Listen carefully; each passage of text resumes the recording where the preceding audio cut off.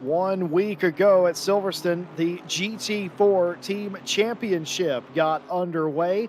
Today, round two from an all very different track, and we cannot wait to see what's going to happen today. If there were fireworks at Silverstone where you had all the room in the world to race, what are they going to do at tiny Oulton Park? Hello, everybody. This is a broadcast from RCI TV. I'm Jesse Lee, joined by Tim Peck, Christian Stricker in the booth this evening. And it's great to be back here on a Thursday with all of you. Hope your week is going well wherever you are in the world.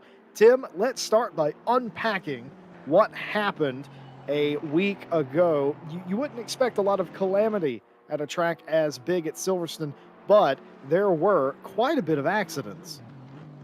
Well, it all came down to the weather, really, in the end, didn't it? We were expecting no rain at all. I believe the exact chance was a 0.0%, and somehow in our RCI system, we managed to make it rain, and that just caused chaos from the second it started. We had some cars were on the wet tyres, some were on the dries. Everyone was sliding around for a couple of laps, and it was absolute chaos. But for a track like Silverstone, where it's very wide, it's very easy to avoid the other cars that are around, it was definitely rather chaotic, I'd say. So coming here to Oulton Park, you've got a lot thinner track. You've got a lot of corners which are actually really thin. Obviously, the large hairpin that you can see sticking out on the track map there, that is a very thin corner, and it will be quite hard to even go too wide through there.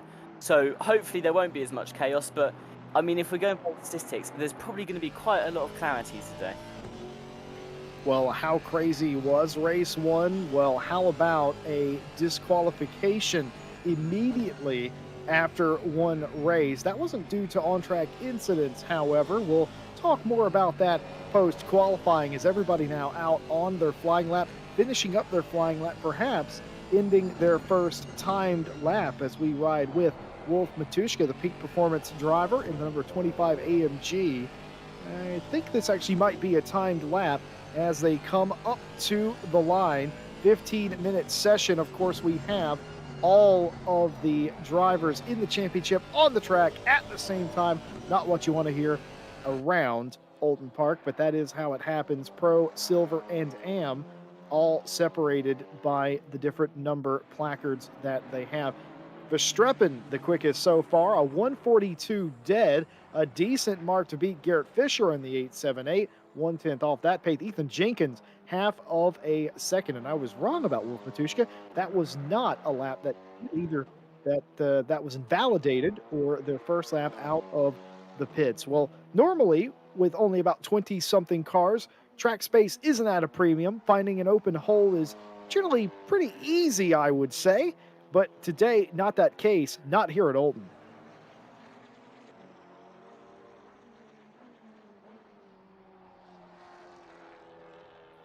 Phil Roberts continuing now. See if this lap is a valid one from the 323 driver in the Alpine. Coming to the line, and it is not a valid lap. They were definitely on one, a 143, 143, but invalidated somewhere out on the course. Now, that is something that you're going to see quite frequently. Oh, my goodness, nearly a drift there from Phil Roberts, the Race Ventura F-150 Tryhards team. Just about getting it around the corner there, but scary moments here. That car just, oh, my goodness, very loose. Maybe that's how you have to drive it here. You do really have to throw it into the corners here, and like you were saying, it's really hard to find space, especially when you have 23 cars on the track. We were saying just how thin this track is as well, so you really do have to fight for a little bit of space here, but at the same time, you don't want to fall too far back from the car in front, because then you won't get as many laps in. But I believe it's about 15 minutes of quali here, so you will get in probably about 7 or 8 laps by the end of it, as long as you time it right. So there is plenty of time to find the perfect lap. Currently, Matuszka has taken the lead in that Mercedes. He's been performing so well already this weekend. We've only watched the practice and the first bit of the quali, but so far the Mercedes has seemed to be the dominant car. Fisher is currently holding second place, and then the 99 Porsche, driven by Diapers, he'll be running in third. So a bit of a mix-up from what we saw last week. Obviously, we had the McLaren was quite dominant. he not only dominated the qualifying, but straight through the race as well. He was just really giving himself a gap. And then we also saw Verstappen. He was doing very well in second, but sadly, due to a lot of connection issues with Assetto Corsa itself, a lot of drivers couldn't do the mandatory pit stop, which resulted in them receiving 130-second penalties. Verstappen, of course, was one of those people. So I'd say Verstappen's probably looking to do a bit better today. Him and his teammate definitely have the pace as they're showing currently. They'll be hoping to finish quite high, but of course, we just need to hope that everyone is prepared this time. They're already waiting in the server, and it's just one of those things that you can't really help, is it?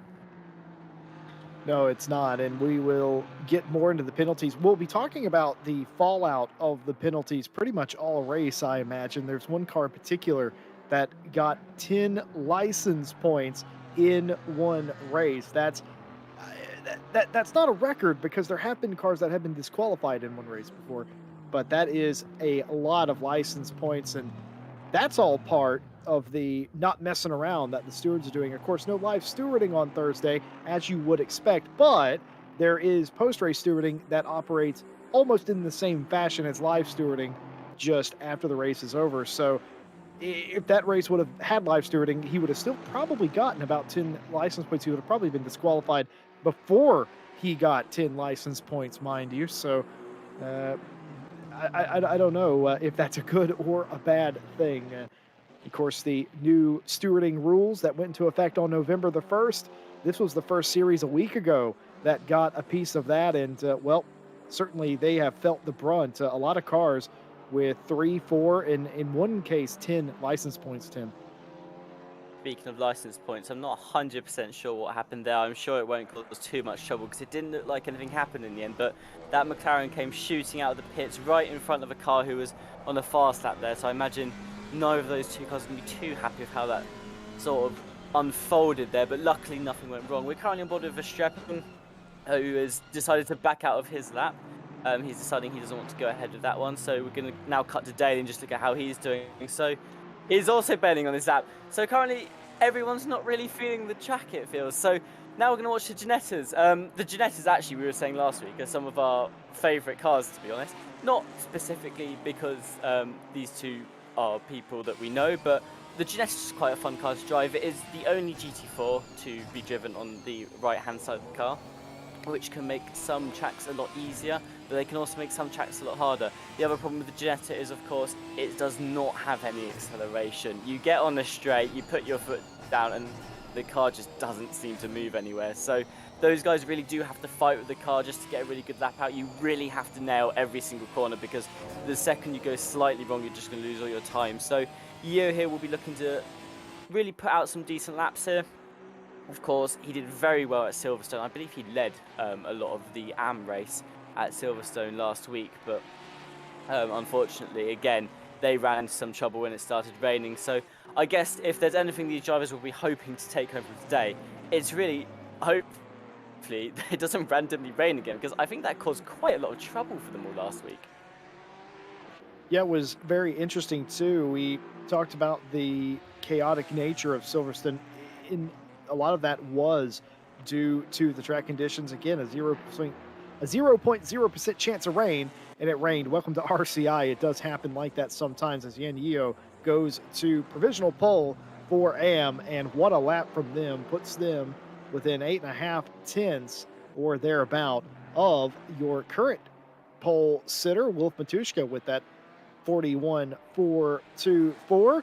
Martin Lawrence has got within 2 tenths of that, but Garrett Fisher in third place, about a quarter of a second behind, as Wolf Matuszka very much setting the pace. And I was just looking, I do not see our race winners in Pro from a week ago. I do not see FFS Racing out here.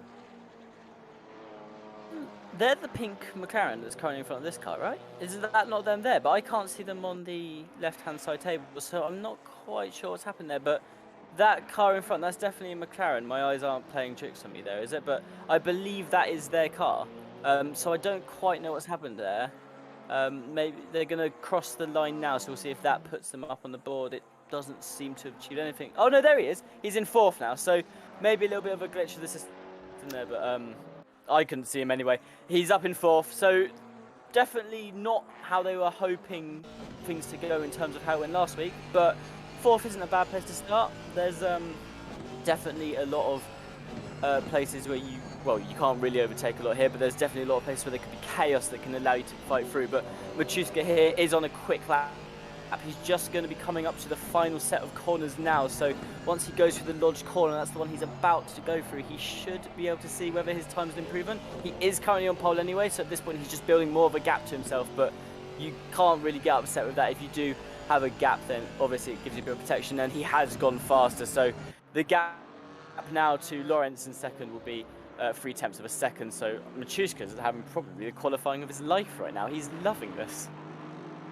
Yeah, it's not what you want to see if you're Martin Lawrence or Garrett Fisher, is it? And especially not what you want to see if you are Killian Ryan Meenan in the 1-2-3 FFS Racing McLaren down in 4th place. It isn't so much that you're in 4th place, Tim Peck. It's the fact that you're half a second slower than the car that you have to beat, presumably, to win this race. So it's sort of a mind game, as they're not necessarily close. Normally we come to Oulton, the times are very close. We've only got 7, go ahead and call it 8 back to Ethan Jenkins cars that are within 1 second of the leader, as Verstappen goes across the line, slots into P5 in the 747. We were wondering how much of a weapon the Alpines were going to be this season. If race 1 was anything to go by, considering how big that track was, I think they possibly could be. Felix Diepers in the 99 goes to second place, a quarter of a second off, but still a brilliant 141.505, putting everybody else on notice. And where's the Porsche come from now? He really has appeared out of nowhere, although I believe he was one of the people that actually signed out last week. So he's probably back. He's going to show what he can do. We might see, and it might turn out that he's actually one of the much faster drivers that does fight at the front here. So that will definitely add a bit to the mix. Of course, we already have some pretty quick drivers at the front anyway. I remember Fischer and Machuska last time were fighting out from lap 1. Obviously, Machuska made a huge dive down Fischer on the first corner, and then from there they basically were stuck to each other the entire race until the rain started, and then they went to completely different strategies, and it was just a case of, I think Machuska was on the wets and trying to catch up with Fischer. So we'll see how they turn out again. Fischer only 3/10 off the current pole time right now, and it's interesting that you said that we'd expect the times to be close together here, because I'd agree with you. Watching practice as well, I think back in practice, obviously it's just practice, so it's a lot different situation, but I think the top 15 cars were all within a second of each other in practice and fairly close to that, so you'd expect the same sort of thing to happen in qualifying, with everyone to be quite close together. But sometimes one person will just get out that really fast lap. Machuska clearly there has done an outstanding lap, a low 141, so it might just be that everyone else is just sort of trying to slot in as close to that as possible. But I'd say the Mercedes so far is loving this track. Deepers is about to cross the line once more. Let's see if he can improve there. He has, but it's not going to be enough to catch Machuska. So again, Machuska's in a very good place right now, and it's looking like the Mercedes is going to be the car to beat. Oh, I thought Deepers was going to go for another lap there, but in fact pulls off in turns 2 and will not take any further part. They got across the line, as everybody now will be on their final lap. The 7 will be the first car. That's Watts in the number 7 Porsche Am. They will be the first car to finish this session, but we're riding on board with Martin Lawrence, the Jesus is my teammate team, the 304, trying to hustle that car around. It's not an easy ride here, as going over these curbs, getting into the grass, upsetting the car, but you have to do it on some of these turns to maximize your speed and corner exit, and that's exactly what Martin Lawrence here is attempting to do in the 304. One more turn left to go. I should say, actually, that's not true. There's 2 turns left to go. Of course, the dog leg on the front straight here, if you can call this a front straight. I probably wouldn't. But nope, not going to finish that lap. Martin Lawrence coming into the pit lane, and will go no further. Nearly everybody has abandoned their final lap or finished it, and it's looking like Wolf Matuszka is going to be your pole sitter. That is, of course, unless Garrett Fisher in the boring but fast Aston has anything to say about it. We'll see now. He's about to cross the line. He looks like going a little bit wide there, so that probably invalidates his lap. But it was a valiant effort, and he will still start from third. So Fisher definitely won't be upset with that, I don't think. Machuska will be on pole for the race, followed by Deepers in second in the Porsche 99. That will be their first debut here at Oulton Park for this championship. Fisher will then line up in third, followed by Lawrence. The McLaren, the one that won last weekend by quite a significant margin, they'll be lining up in fifth. Verstappen in the Alpine manages to get into sixth. Trafka will be seventh. Borodai will be in eighth. And then Jenkins and Yeo will round out the top 10 for the grid so far. So just to go over a couple of things, this season's very much different from last season. Before, what we do is we'd run two races, both with the grid after qualifying. Both races would be half an hour and it'd just be one driver. Now we're doing more of an endurance style championship. You've got two drivers in the same car. Each will drive about 45 minutes of the 80-minute race. And of course, there's a mandatory pit stop in the middle. There's a 10-minute window to change your car around. So it's a bit different from how we did it last season, but there's plenty of action still to come. Well, with that, we have standings. These are just the results of round one, mind you, at this point, but even still, the 123 had a brilliant race for FFS Racing in the McLaren. They had the pole position, the fastest lap, and won the race. They scored maximum points, 72 points to them. The 878, the boring but fast Aston with 58, finished second. The NSN Racing 747 with 53, Peak Performance 25 with 48 points, and rounding out the top five, the HWT Motorsport car, which I noticed was HWT Motorsport F-150 this week, with 44 points. The back half of the top 10, Jesus is my teammate 304 with 40, Triple R Academy Tryhards in the 373 on 37, Big Ones Esports Club 17, Mercedes with 34. Send Ministers in the 871 with 31 points. And the Conchabunts A team, would hate to mess up that name, Tim Peck, with 28 points. And going to the back half of the group, some of these teams have not taken part. The Lutz Motorsport team in the 99, who qualified second today, signed out for the first round, but they're here and here with a vengeance. In 11th place, of course, the Underground Racing League with 25 points. The SS1122 team in the 112 has 23 points. Motul and Forza Italia do not have points. And here are the standings in silver. So obviously we're watching all three of the different classes at the same time. That's Pro Am and Silver will be racing on the same track. Currently leading silver is Race Ventura Rally Tryhards. They've got 68 points after last week's performance.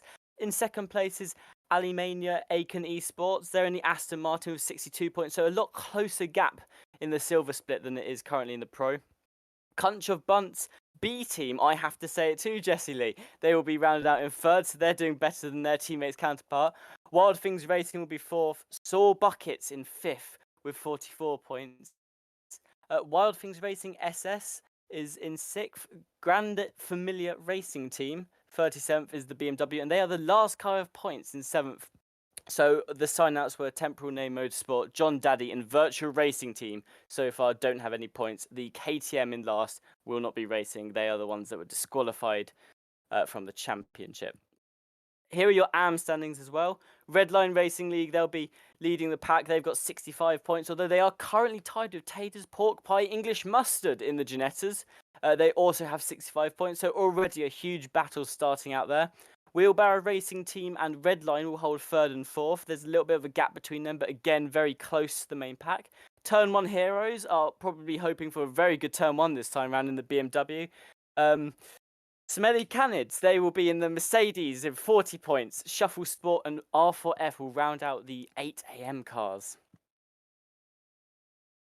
A lot of creative names on that list, and just touching up on something we've discussed and you read aloud there. One team disqualified after round one, but that wasn't due to the on track actions from Silverstone. That was due to them being a no show and not signing out. You're allowed to sign out a few times a season and remain a part of the championship. One of the newer rules for stewarding is if you no show, you're not given necessarily a second chance. If you no show, you have not done your due diligence in the series to tell the admins that you're not in the race or not going to show. At that point, you will be disallowed from the entire championship for what is essentially negligence. And of course, the other team that didn't have any points on that list, Tim, at the back half of the silver field, the John Daddy team, they got 10 license points. They were the BMW we saw that joined the track perpendicular to the racetrack itself and caused that big collision. Stewards didn't like that very much. 10 points. Any incident here today could find the John Daddy team completely removed from the championship after only 2 rounds. And they need to be very careful. As you said, we assume that they've picked up a lot of those points because of the way they rejoined. I mean, they got involved with quite a lot of cars coming back onto the track, but here it's a very thin track, so it's going to be very easy to go off, and you will have to be exceptionally careful on the rejoin because there's nowhere that's really, I'd say, safe to do it. You will have to just edge yourself back on slowly, make sure that no one else is around, but if a car gets forced off here at the first corner, that they're going to have to wait a long time to come back on. I don't think it's some tracks. Silverstone's actually one of them, but the ones with a lot wider track, Monza can also be put in this. If you go off, you can sort of just hope that someone gets out of your way and then you can slot back in. Not the case here at Oulton Park. The track is too thin for people to move out of your way. So if you go off the track, you will have to wait for a large enough gap before you rejoin. But we're going to see the cars with their outlap now. Usually just basically here to warm their tyres up, really get familiar with the track before they do the first lap, and just to sort of really settle themselves into the car. So they'll be coming around the track now. About a minute and a half, we'll obviously be back at the finish line, they'll start the race. But what's happened to car number 4 there? Are they still in the pits? Do they not click drive? It seems that they're currently stuck in the pits. So we will see what happened to the BMW driven by Stevenson. He was going to start at the front of the silver pack as well, so I wonder what happened to him there. He probably didn't mean to end up there, but I imagine that's just a case of didn't click drive on time and therefore will be starting the race from the pits. It's not the worst thing around Oulton Park, is it? Starting from the pits, you would never obviously want to give up pole position, but it isn't the worst thing in the world here at a place that is so known for creating early race incidents. Mind you, 80-minute race, 1 hour, 20 minutes. It's 8:04 a.m. in sim time. The weather's absolutely perfect, 19 degrees C, and a little bit of a tailwind down the back straightaway here, a headwind on the front straightaway. Pretty perfect day in England, all things considered. I have been told by race admin that they are not expecting rain here today, but also a side note, they've also lost confidence in that prediction, considering what happened a week ago, but I don't foresee any rain in the 80 minutes here. On top of that, the stint limit per driver is 45 minutes. That is also the drive time limit per driver as well, which just means after about 45 minutes, or probably a little bit shorter than that, every single car will have to come down pit road and fix a new driver in that machine if they wish to continue racing. There were a couple of drivers a week ago that had struggles with that, and it greatly impacted where they finished. But 45 minutes is the max drive time per driver today. You cannot go over that. And of course, we also talked about a week ago, you got Yanio and Watts in the AM class that have out-qualified silver. You might see them in silver a week from now. Tim Peck, why don't you take over here and call the start of the race for us? They're just going to come around the last corner here. Again, this is another one of those tracks where the start-finish line is quite a little bit up that straight, which you refuse to call a straight. But coming around the final corner here, they're going to start getting a bit of speed. You can see all of those cars already pushing very far forward very quickly. So we'll hope that there's not a lot of really chaos on the first corner as they're about to go across the start-finish straight now. Fisher will be looking for a good start. Machuska's going to want to hold on to that lead, and obviously McLaren is going to want to climb up as well. But it looks like Machuska's had a brilliant start compared to everyone else. Fisher's already had a little tap with Lawrence next to him, but Machuska's just disappeared off into the distance. He's had an amazing start. He's managed to get his foot down really quickly, but Lawrence and Fisher, they're both battling out side by side. A little bit of touch and still going on there as Lawrence manages to push his way through the inside. Fisher's not going to have a very good exit there partially because he's been sliding around so much, and he's going to actually get a little bit of a shunt behind from, that looks like Trafficker. So not the ideal start at all for Fisher there. That's for Strepping. just giving him a shunt, and he's just really trying to stay ahead of these cars. Not the ideal start for Fischer at all, but Machuska's pulling away. Lawrence had a brilliant start, and he was straight through there down the inside. And Verstappen as well had a great start, but sadly he just found himself looking right at Fischer's rear there. So he couldn't find his way through, and we're going to look at how the rest of the grid is getting on now. The Silvers are battling out very closely. Beaton, the BMW, has got an amazing exit on Sontag here, and he's going to be looking to push his way through. Again, it's not a very long straight, so he doesn't have a lot of time to really utilise the top speed of the BMW there, but that does not matter because he has made it through before the chicane, and he will be securing that move, so he will now be leading for the Silvers. That was a brilliant job to get around Sontag and get the lead of Silver. Yan Yeo way up the road in 8th place, leading Watts, who has fallen back on this start. There was a bunch of shunts, you have to admit, from Martin Lawrence and Verstappen as well. Garrett Fisher is going to feel like a ping pong ball on that opening lap, but no major incidents really to report. No cars backwards as far as I can see. That's one of the cleaner starts here at Oulton Park in RCI history, and probably one of the more competitive ones as well, fighting for a podium spot and a change, of course, for the Silver lead as well. I can tell you the pole sitter in Silver, the 4 car that started from the pit lane, they have got going. They were able to join in the race as soon as all of the cars had vacated the front straightaway, as is the rules, well, most places in the world. So the 4 car in this race, and if they were so fast in qualifying, hopefully that translates into them coming back through the field today. And you saw that in the background, a couple of cars fighting each other, nearly running off the track there. Is that Verstappen that nearly got ran off? I think it might have been, because Killian Ryan Meenan is now in front of that Alpine. I believe I saw them both go just a little bit wide. Keep an eye on that. You're going to see that happen all day long when people try to pass there. These two are very brutal with each other as well. They were very on each other's toes back at Silverstone. Verstappen very eager to get through, but Ryan's had a brilliant start here so far. He's managed to push his way through Verstappen. Just waiting for the leaderboard there to update, but he's now looking towards Fischer, who is still struggling to just get a bit of pace out of the car, it seems. The Aston Martin's really not liking it here as the McLaren closes in, is already looking for it coming into the final set of corners. So Ryan's off to a brilliant start. He's looking to climb.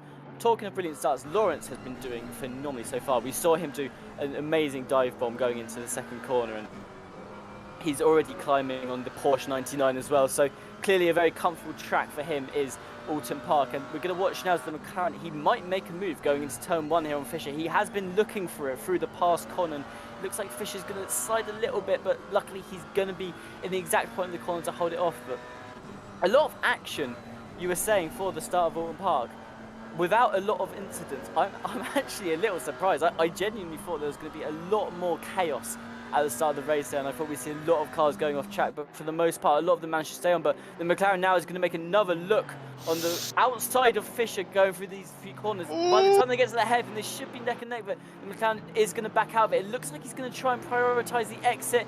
He's just going to slot himself nicely in behind Fischer there and looking to repeat really what the BMW did in the last lap, but the McLaren doesn't quite work the same that way, sadly, and he is going to have to continue looking at the rear of Fischer for another day, but very eager to get through is the McLaren here.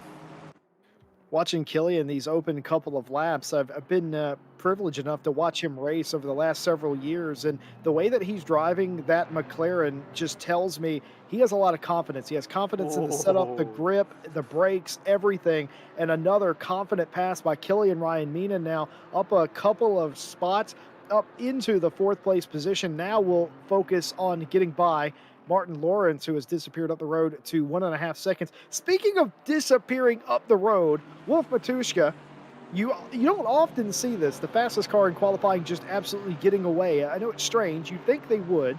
They don't often do that, but that is what's happened today. Wolf Matuszka, in not even 2 laps, is gone to the tune of 3 seconds in front of Jorgensen in the 99. Speaking of the 99, welcome to the series. Signed out for race 1, here for race 2, and has done a great job. Contact there. Martin Lawrence on Jorgensen. Speak of the devil.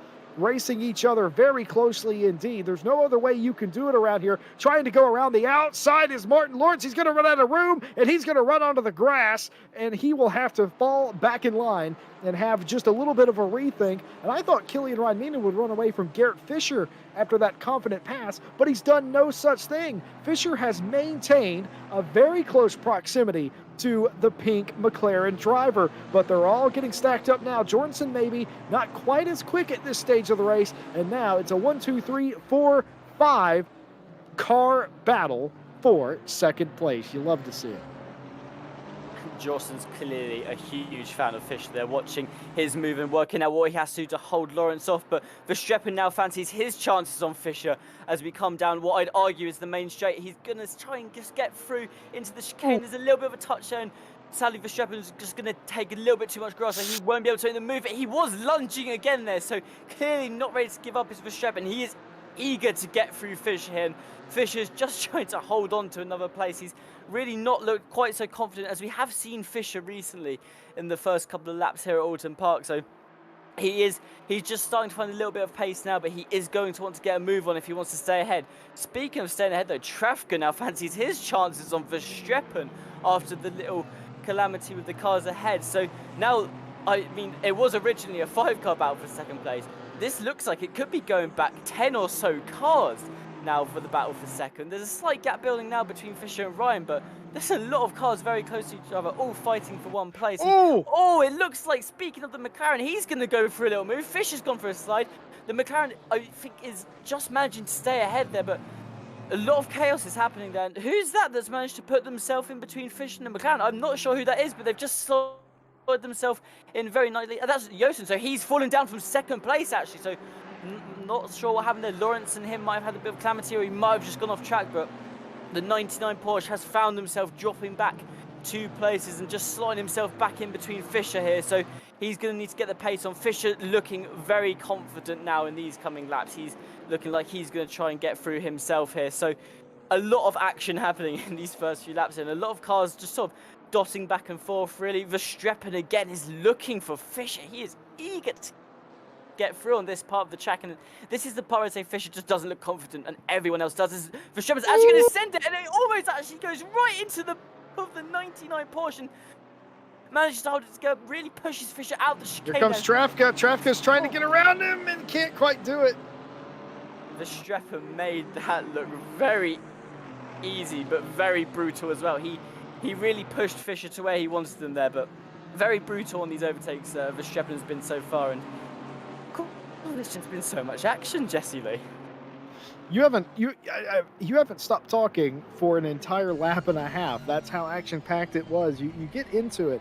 There's so many battles going on, and like you said, there's an absolute train that's coming here, and this is Garrett Fisher, who is now back in a very unhappy 6th place. That's Trafka behind him, and that's Yeo as well. Yeo is the AM driver in the middle of a pro sandwich. Alexander Borodai, Jenkins, Finchek are all in that line.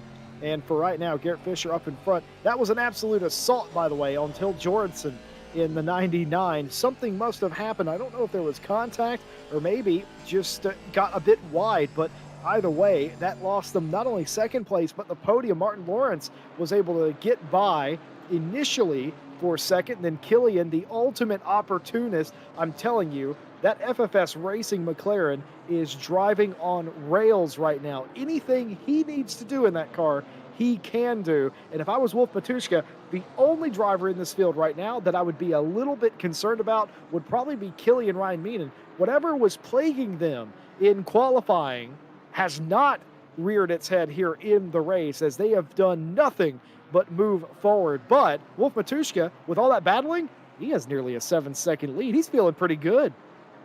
He's given himself a nice barrier there, so even if Ryan does manage to fight his way through Lawrence quickly, he's still got a 7-second gap to close. But I mean, I was sitting there counting the cars as I came for the hairpin there. There are 9 cars here, all currently fighting for the same position. There's just a huge train formed here right now, and Verstappen is currently trying to lead this train. The 99 is currently the car that is leading it, but Verstappen fancies his chances in particular pushing his way through. So He's got his eyes set on the back of 99. He doesn't want to be looking at the back for very much longer, and it looks like he might try and change it actually on the first corner. He's a little bit far back, so probably not, but oh, actually, he did almost look to send it there, but these cars need to remember, this is an 80-minute race. This is an endurance. They have time to just wait a little bit. Find where the overtake is safest. You don't need to try anything rash that could end your race here, and just wait for that opportunity to arrive. But Verstappen doesn't care. He thinks that opportunity is now, and he is going to just push his way through here. It looks like he's going to make it to the corner way before the Porsche does. He's already He's lost grip, and he's actually gone off the track there, so he's now going to fall in back behind Verstappen. He's gone out, and he has hit the wall, and he's now facing the wrong way, and all the cars are coming through. That is the train that we saw earlier. Is now just trying to find their way through, and that is the hairpin where I said there is no room to go really too wide there without it being dangerous, and Verstappen is parked on it the wrong way round. So that is what I was saying. It's an 80-minute race. You don't need to do anything rash that is going to put you in trouble, and if you do something rash, I mean, that's what happens. Verstappen has just watched the majority of his race now disappear. He's got a lot of other cars to fight through here, so he's definitely going to be kicking himself on that one. And, well, that is a huge drive relief for Johnson in the 99. He is going to be ecstatic now that he's got a little bit of time to focus on Fisher ahead. It's risk versus reward the entire way through, I can promise you that. But for Verstappen, they are going to fall down through this order. They might even be next to dead last. They are the, I think there's only 2 cars behind them, the 404 and another car that might actually be the 7. So they are near the bottom. They're certainly last in the pro class right now, and for a team that finished 3rd a week ago, that's going to hurt them quite a bit. Wolf Matuszka is loving this at this point, because Wolf Matuszka, that team, the Peak Performance team, is 4th in the championship. They just saw 3rd completely leave their timing and scoring board. They're ahead at the moment, anyway, of the championship leaders. They're ahead of everybody, so this could close this right up. But to play devil's advocate, you know I love to do that, Tim. Martin Lawrence is catching Wolf Matuszka a little bit now. Martin Lawrence has managed to start closing the gap, which is surprising because he's having to defend his own position here from the McLaren behind. But we're just going to cut down to the Alpines at the back here.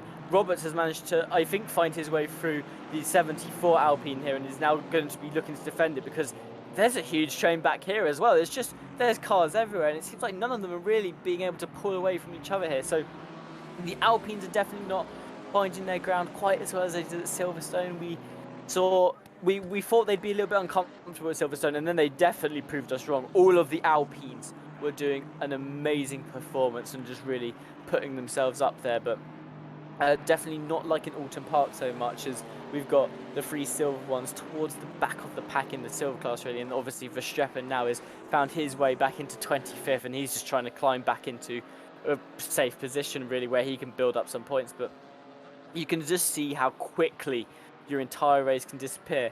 Someone who's probably loving Oulton Park, though, the Ginetta.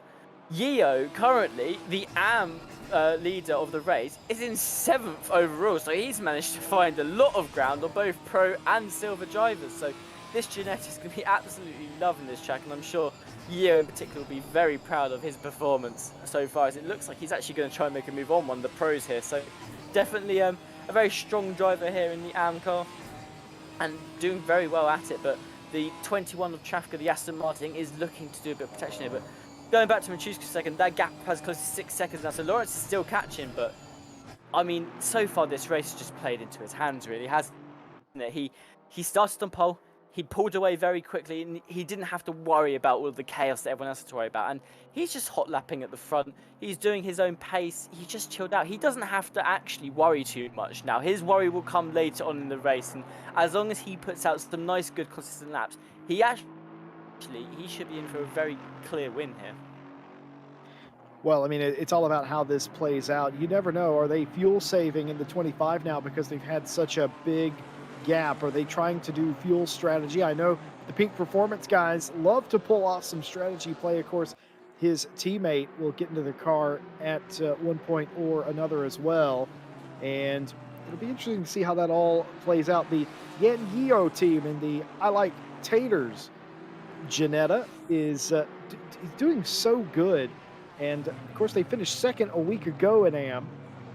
And a lot of people in chat at that point were asking, should they really be an AM? Well, I mentioned earlier that if these AM teams, even with, let's say if they have like maybe a silver driver and an AM driver, or maybe a pro driver and an AM driver and they're in AM, even if they are in that configuration, they could still be bumped up based on pace.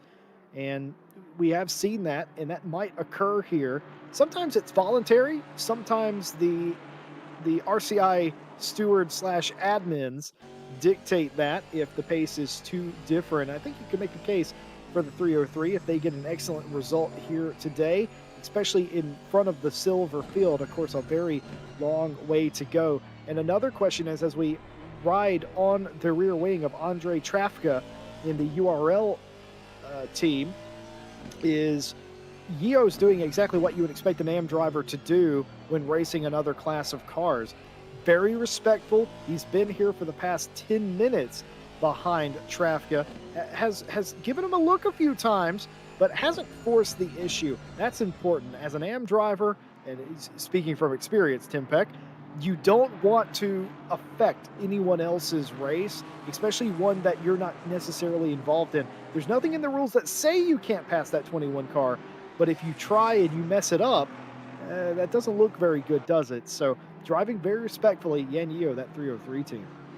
Looks like you say he's currently leading the Yams right now. To be perfectly honest, even if he does get promoted, he's currently leading the Silvers in this race too. So he just really needs to keep the car on track. We've already said it's an endurance race. There's 80 minutes of driving here. He does not need to do anything rash, especially on a car that is not even in his class. But I'd say in terms of cars getting promoted, usually what happens here at RCI is if you get promoted from AM to Silver or Silver to Pro, you will lose your points in the championship because obviously you haven't been racing against that particular class, so it's unfair of you to keep your points. But this particular, the GT4 Season 5, it's the place to get promoted really and find out where your ground is, because they're all already in the same race, they're earning their positions against the cars they would be anyway. So if you get promoted here, you won't lose your points, you'll just be put into a much harder split. And it looks like he's actually tired.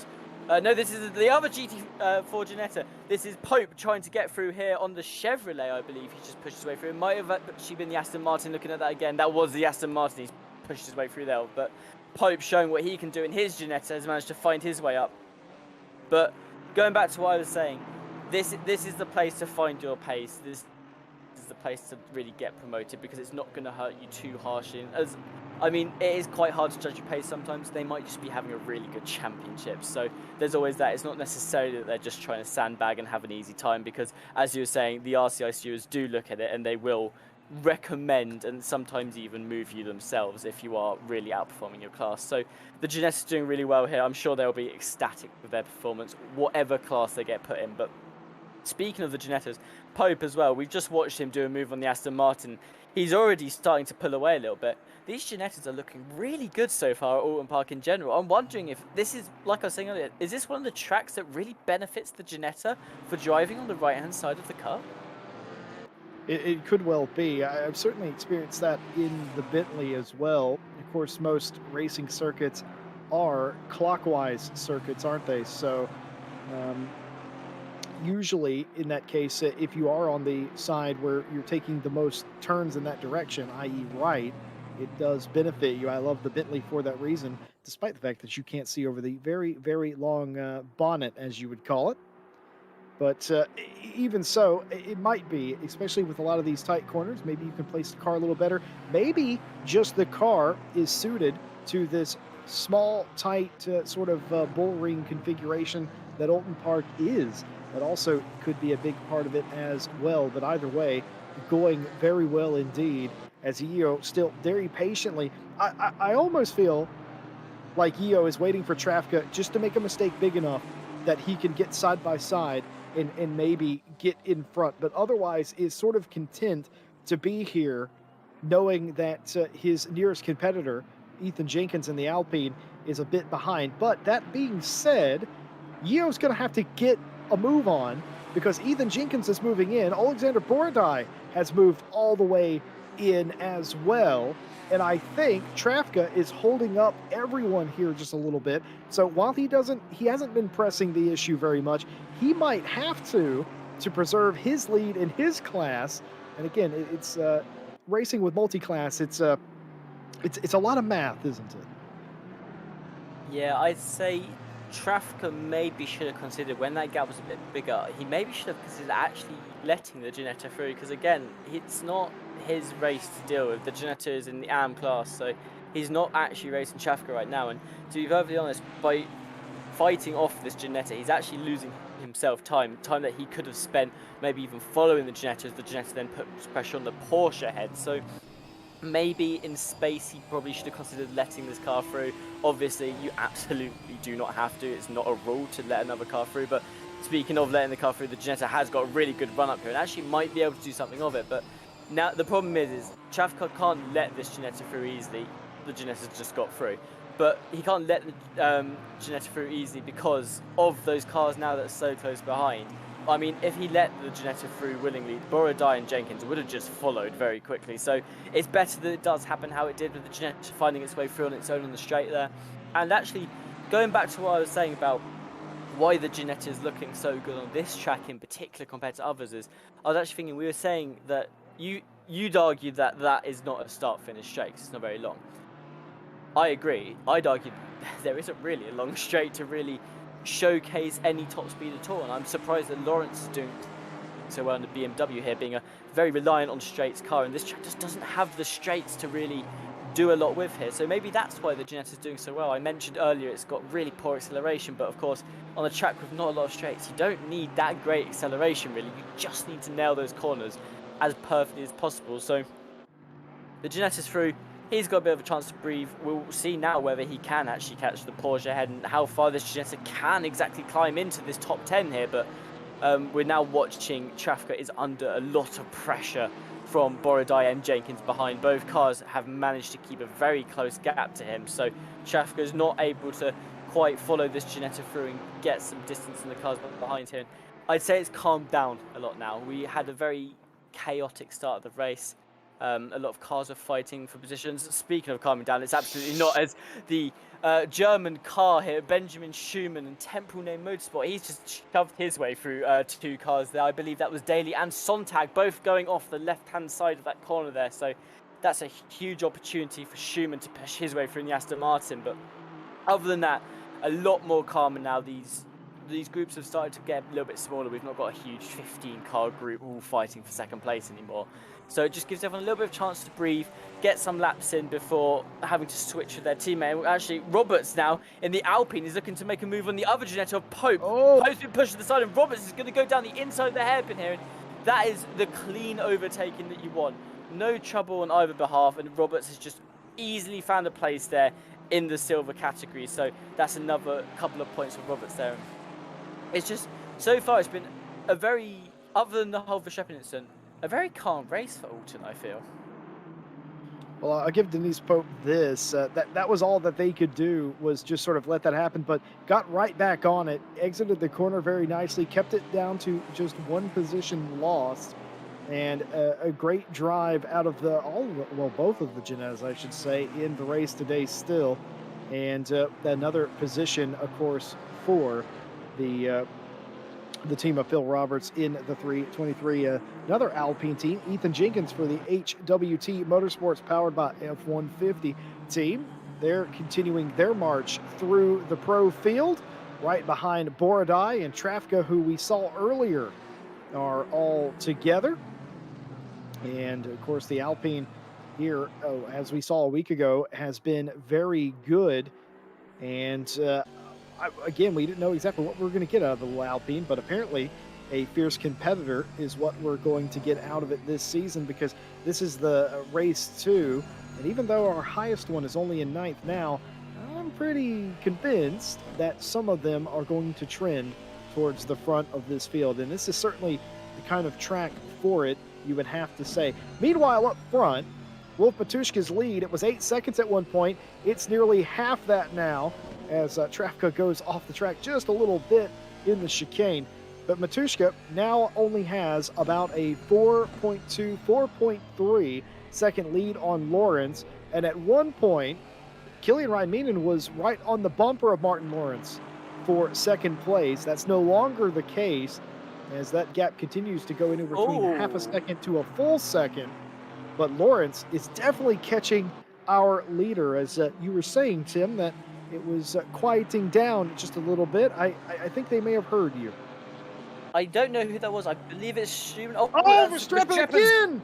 gone again. He's spun out completely, not completely, but he's lost a lot of grip there. We're gonna see if we can watch what happened here. It looks like he might have tapped the Aston Martin. No, he just took. Oh, I don't know what we're seeing here. Maybe he taps Aston Martin. Yes, he's gonna tap the Aston Oh, Martin. He's just gonna lose grip, but he doesn't spin out quite completely. He does manage to hold it together and just stop himself back on the track. But Verstappen is having a miserable race down there so far. He's just not really been able to keep it on the track, and he's getting a bit of trouble. But Jenkins he's the one that had the issue. That's why I was making the noise when you were talking just now. Is that Alpine lost grip on the corner? He went right, he went left, he went right, he went left. I thought he was going to lose it, but he just kept edging up this straight on no wheels. He just kept twisting the car around all the way up the straight. But even though 4 or so cars have managed to find their way through Jenkins now, he is somehow managed to keep it on the track and in one piece. So a huge handout to Jenkins there for just managing to control the car.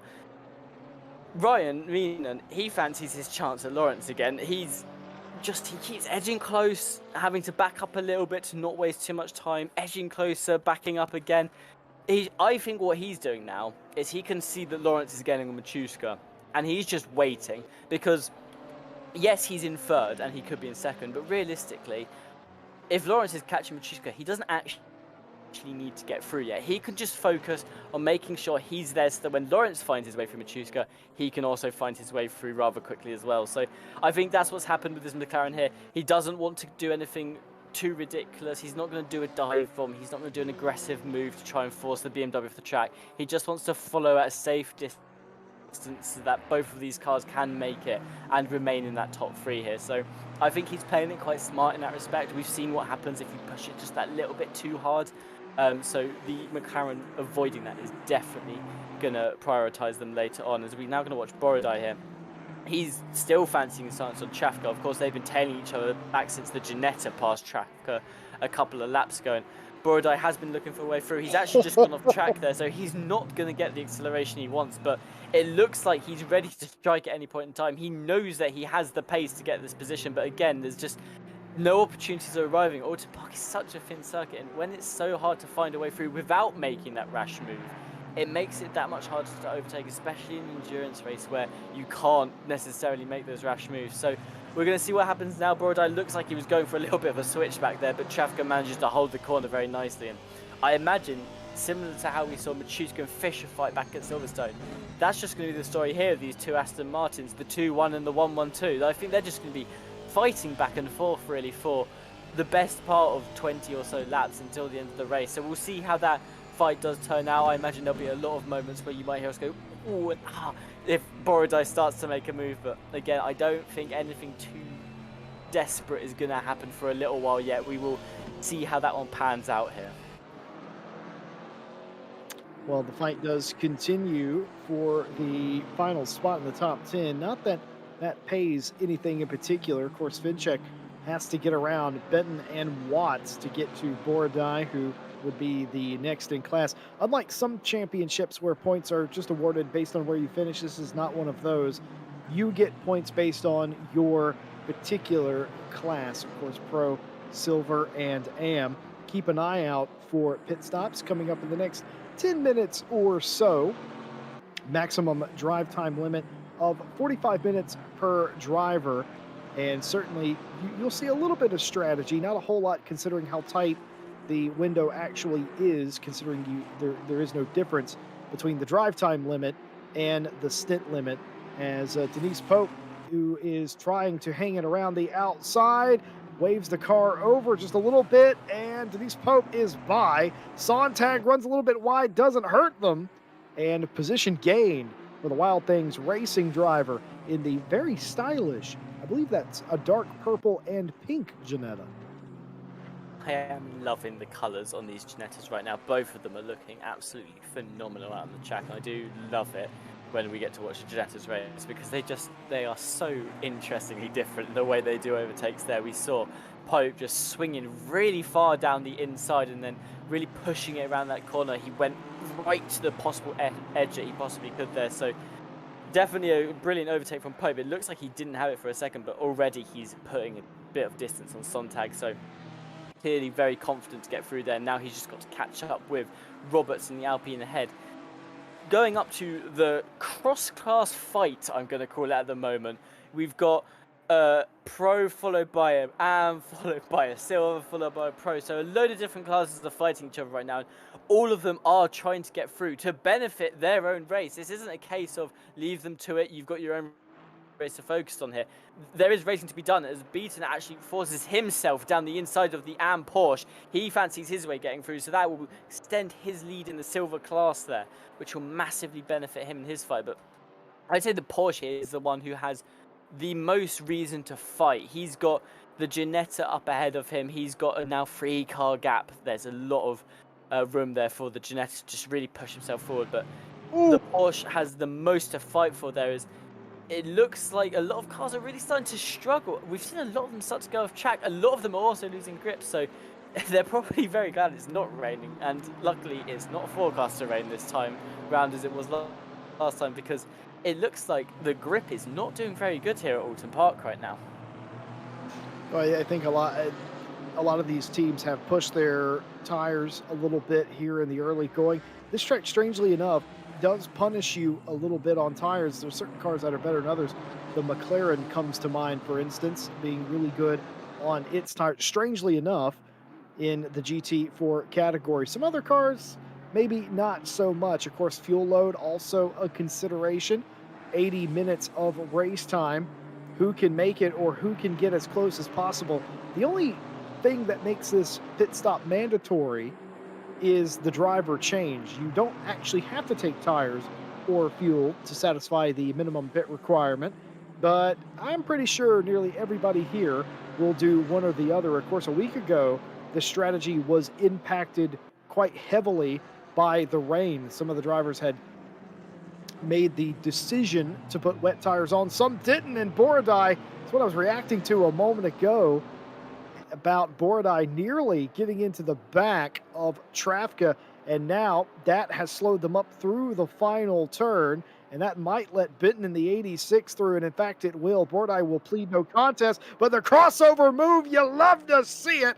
Borodai back through, and now all of a sudden, Watson the Porsche now in the background looking for a way through, and that has got them all close. Your Svinček now joins the group with Ethan Jenkins, and all that did, they were starting to string them out just a little bit, and that one move has brought them all back together. And the thing is, you have to make moves whenever you can around here, and sometimes we've seen it already, they don't come off, but you have to at least try, because your opportunities around here are very limited. But an excellent move by Borodai to recognize that the car was going to go wide, that Benton was going to go wide, and to get back in there and get that position back. Brilliant stuff. Yeah, it's like you're saying, you have to make the move when it happens, which is what makes this race in particular so stressful in the Endurance Championship. Is you have to go for it, because otherwise the opportunity isn't there. Oulton Park is one of those tracks where you have to make it happen if you want it to, and that is exactly what Borodai showed us there. He lost the position to Bitton. Bitton went wide, and he just like, okay, this is my only opportunity now. I've got to push myself back through, and that's exactly what he did. So even though the cars are starting to build up, I imagine a lot of them now are going to start having to follow example if they want to fight their way through. Svenchik in the Chevrolet has been following Watts for what seems like an eternity here. He just wants to try and climb a little bit. I mean, we've seen how much speed he's had in other championships. We saw how much speed he had at Silverstone last race. So he really just wants to get going in this race, and I'm sure he does not want to be behind this Porsche much longer. But here comes Verstappen on Pope now. He's looking to get through the Ginetta, and it looks like he's going to make a fairly easy job of it. I'm not sure if Pope decided to just move across there and let Verstappen through, but that would have probably been the smarter choice for the Ginetta, seeing as they're in completely different championships right now. Of course, Pope is Boats here is off. Oh, where? Oh, he Yeah, is. Potier was off in the 16 Chevrolet. They've gathered it back up. I don't know if there was contact that caused that, but they were off in a correction from an earlier comment. I believe I said that the McLaren was one of the best on the tires. What I meant to say was the McLaren is one of the worst on its tires. It's going to be interesting to see how that works out. It hasn't hurt Killian Ryan Meenan too much as they've been able to stay right around a second off of Martin Lawrence. Here's the thing: Matushka and Lawrence and Killian Ryan Meenan are going to get out of those cars. They're going to put the second driver in those cars, and it's going to be basically race on as we are now within the pit window. Who is going to come down pit lane and get their stop done early? Sontag is in the pit lane, and the 16, who we mentioned had the spin, is in pit lane. And is that the 74? I think it is down pit lane Yeah. as well. I think the 3 might have been in there for a second as well. I'm not sure if he didn't pit in. I thought I saw another car dip into the pit lane for a second, but maybe not, as the 3 has been quite consistently going for it. But he's not on the table, so I imagine he might have been a little bit back. But you can see them all, they're all peeling into the pits now. That was very close, actually. That looked like there was a bit of contact there between the cars as they all pour into the pit lane. So unlike Silverstone, they're all going in very quickly. At Silverstone, it was like 35 minutes was left on the clock before a lot of these guys were pitting. They were really leaving it to the last that they possibly could, but this time opting to pit very early is a lot of the cars there. So I imagine they're just eager to get the second driver in. Maybe the second driver is a little more confident. Maybe it's just a case of they're struggling that much on the tyres that they just want to get in. But you were saying about all you have to do is driver swap. There is no tyre requirement, there's no fuel requirement.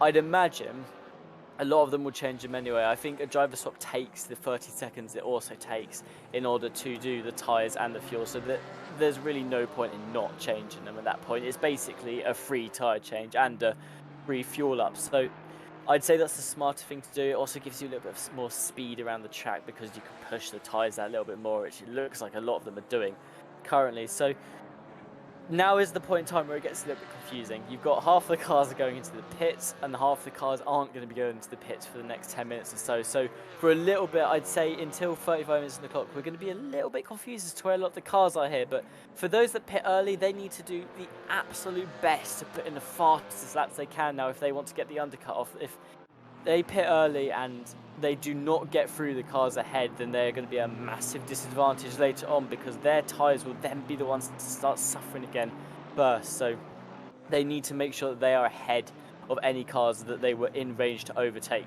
when they finally come out of the pits. But we're just watching the different fights that are happening right now, and it's just a lot of tag and tail, really. There's a lot of cars just following each other through the corners.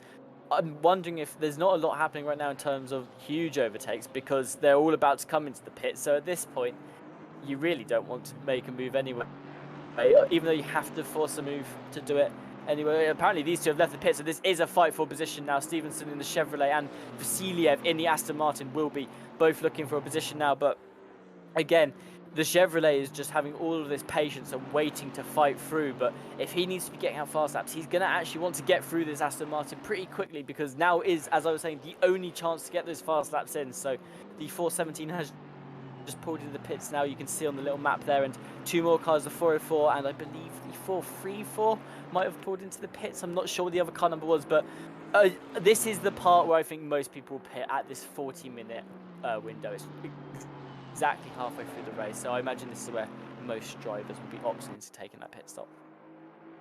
Well, Vasiliev and Stevenson are first on the road of the drivers that have pitted. We'll have to see if it stays that way. These two teams, the 112 and the 871, looking for a little bit of a pick-me-up. They didn't finish too well at Silverstone, and they're looking to turn their fortunes around. I think both these teams were bitten by the rain at the end of that race, as well as some other factors. So today could be the sort of ray of sunshine, so to speak, that they're looking for as they continue to climb the board. Of course, they're racing each other. You never know what they might end up be racing each other for. Are they racing each other for a top 5, maybe a final podium spot? You don't really know with the way the pit stops all shake out. One thing I do know is I am happy and glad to be here with all of you on a Thursday evening. Hope you're doing well, and we thank you for stopping by and joining us on your evening, spending a little bit of time with us here on RCI TV. I'm Jesse Lee, joined by Tim Peck and Christian Stricker in the booth, bringing you all the sights and the sounds from Race 2 of the GT4 Team Championship here at Oulton Park. And on top of that, we'd like to invite you to like, subscribe, hit the bell for more GT racing action, the continuation of the Friday GT Championship. Tomorrow, myself and Ryan Mawson on the call for that, and Night Owl starts up a brand new season this Saturday night. Get your jammies on, get some munchies, and enjoy, well, me and Ryan Mawson again for that race. If you don't like Jesse Lee and Ryan Mawson, you might not want to subscribe to RCI, but I know you do.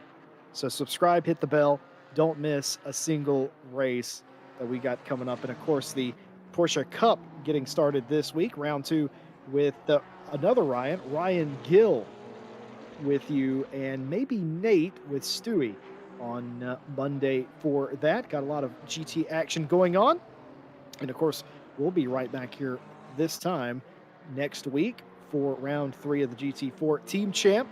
But of course, a big thank you to all of you who show up, not only today, but every day, to cheer on your favorite drivers and talk and chat. I love seeing all the different messages, and even if sometimes they are at our expense, as Killian Ryan Meenan thought about making a move on Martin Lawrence there, but didn't quite have the overlap. And of course, we wouldn't be here if it weren't for our partners, Race Department, AK Informatica, Driver 61, Fanatec, and Sim Racing GP.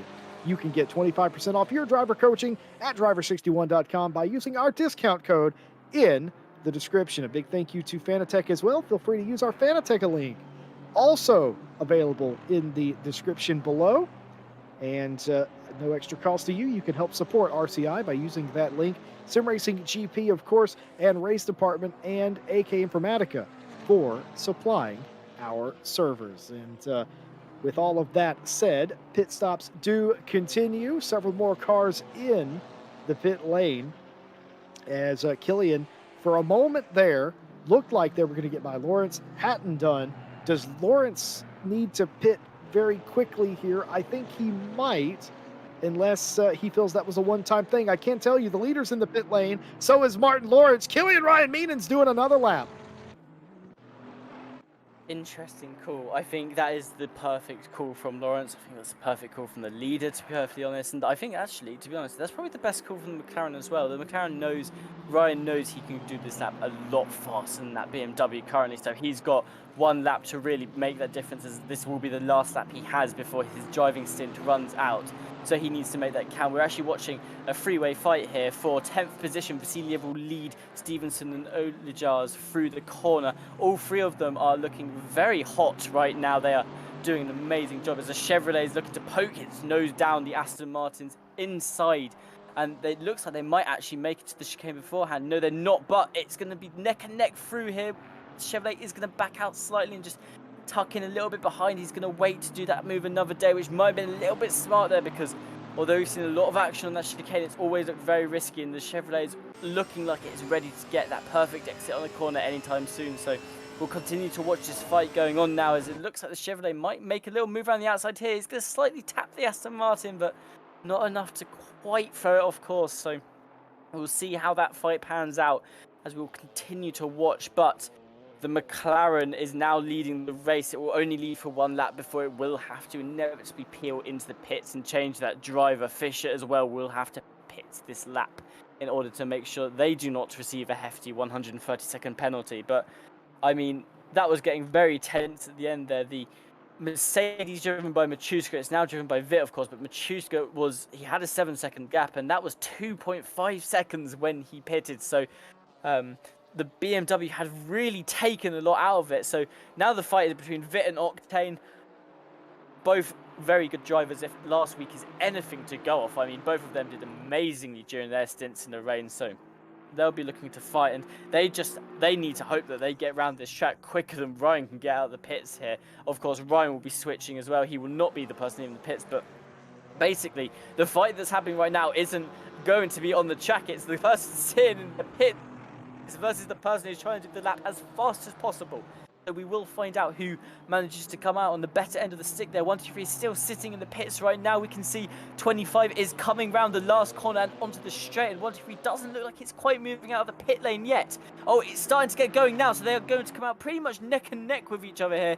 The 25 Mercedes is clear coming out the pit lane. That looks like a huge gap to me, to be fair. Way bigger than it was when they went in. So the 123 McLaren is going to probably slot himself back into third fairly comfortably, but he's got a lot of driving to do if he wants to catch up and get back into that fight as quickly as possible. The Estonian driver Billy Octane in the 304 for the Jesus is my teammate.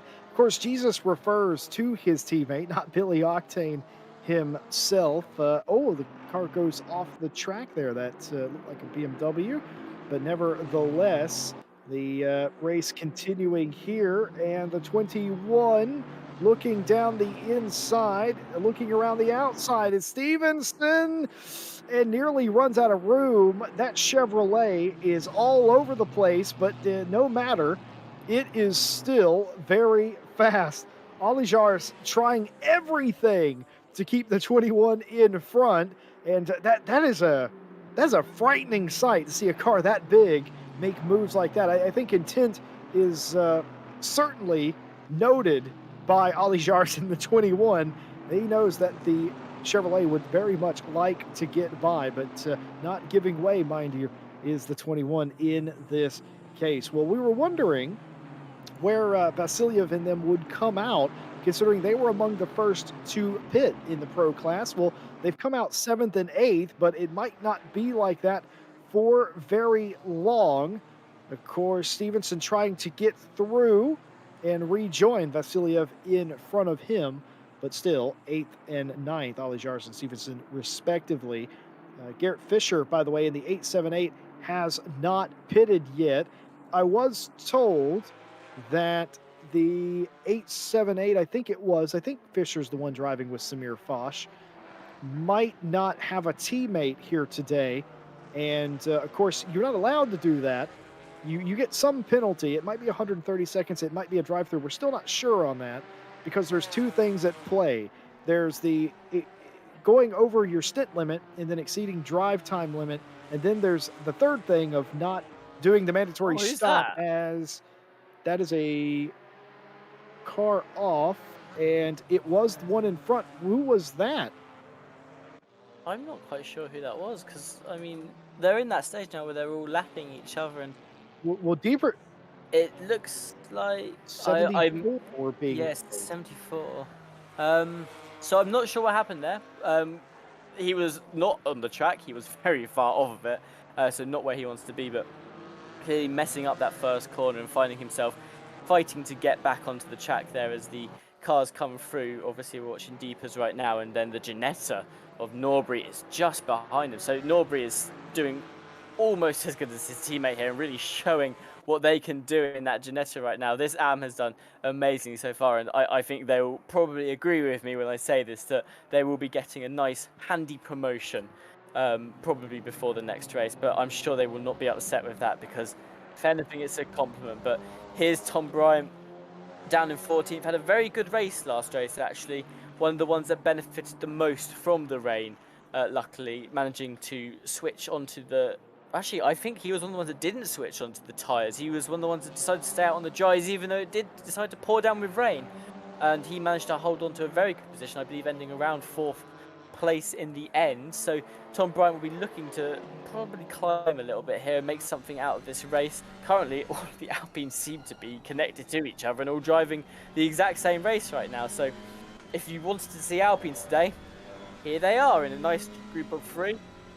And yep, so the Nathan McConnell right now looks like, did he just let someone through? I believe he might, actually, that might have been lapped by Billy Octane there. So oh, that's Tom Bryan. All of these Triple R cars look the same with their blue and pink livery. Tom Bryan. Now, I don't think there's specific team orders. Now, I can tell you, Nate McConnell, Tom Bryan, are not in the same chat right now. So if that was orchestrated, that was set up before the race started. They're not talking to one another. I know that for a fact, that they're in two different places and they're non-communicative. So that I think was Nate getting out of the way of a pro car, and also somebody that he probably doesn't want to upset because, well, Nate has to work with Tom Bryan. So maybe maybe the smarter thing, their discretion, the better part of valor.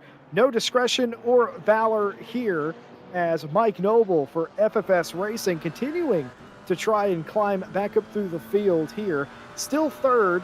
We can go ahead and call Phil Vitt, who got in the Pink Performance 25 for Wolf Matuszka. Well, they are the leader of the race. Garrett Fisher will get some semblance of a penalty. It might disallow them completely. It honestly matters not. Fisher racing for pride at this point and without a teammate. So pay attention to second on back. Phil Vitt leading this race. Billy Octane, who's in that BMW just in front of this car, is in second, and Mike Noble, of course, installed in the FFS car, is third. So what you're actually looking at, despite the fact that this is for third, it's really for second. And they are really going at it. I mean, Noble was doing so well. He came out quite a lot behind Octane here, as we're now watching the fight, I believe, for 10th place, as Ollie Jazz is trying to hold off as many cars as possible here. Both Stevenson in the Chevrolet and Polanco in the BMW are looking for a way through right now. But Ollie Jazz is going to manage to keep himself ahead. I believe that is Stevenson, who is slotted behind him, Polanco, who is slotted behind him. So all three of them are going to be racing each other. Polanco is the red and blue car that has just fallen back into Tom Bryant's clutches. So Tom has decided he wants to join the fighters. Polanco goes wide there, and it looks like Tom is going to be fighting to get his way through.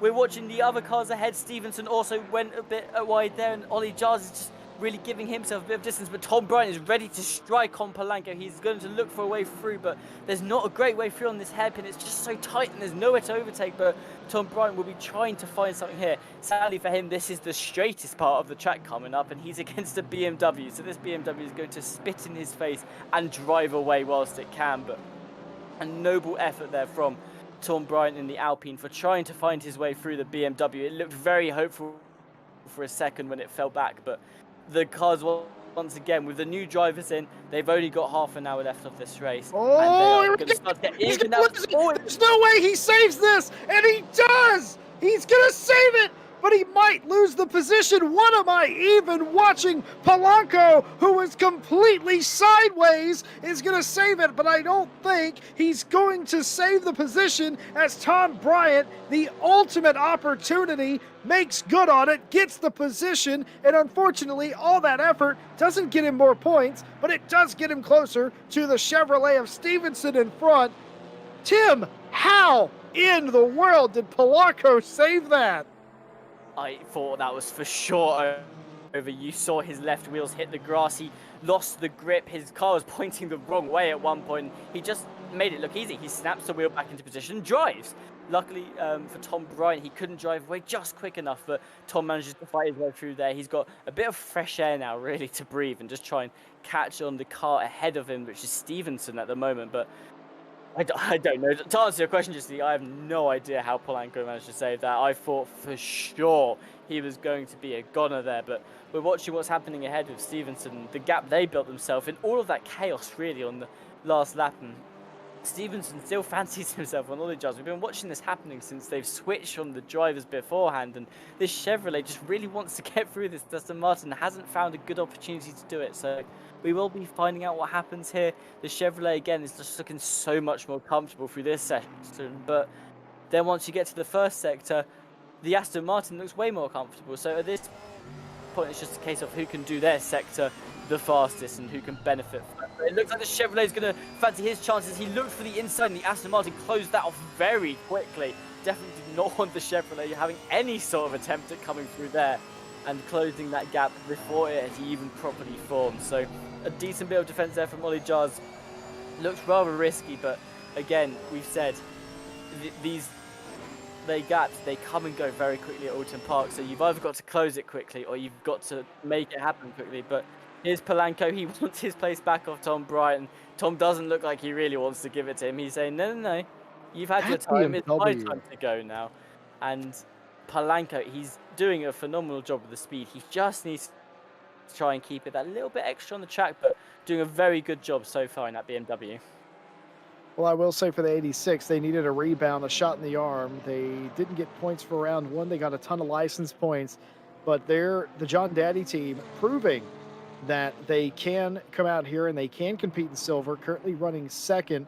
We haven't really talked about too much of the running order. We've been focusing most on, well, to be honest, this. Billy Octane now in the 304, Mike Noble in the 123, and they are nose to tail. This is same song, different verse, I'm afraid. If you are the 304, Mike Noble, I mean, if you don't know who Mike Noble is, oh dear, I don't know what to say. A very fast driver indeed. Billy Octane will be very familiar with him as well. Billy Octane, the only Estonian sim racer that I am aware of at this level, and comes out here, represents his country and represents his team well, and he's currently fending off a very quick Mike Noble. Could you imagine being Killian Ryan Meenan, having Mike Noble as your teammate, and oh my goodness, talk about a absolute dream team. Well, either way, Octane is going to try and keep him behind. Going around the outside, you can make that work, but you have to be quite a bit further along aside.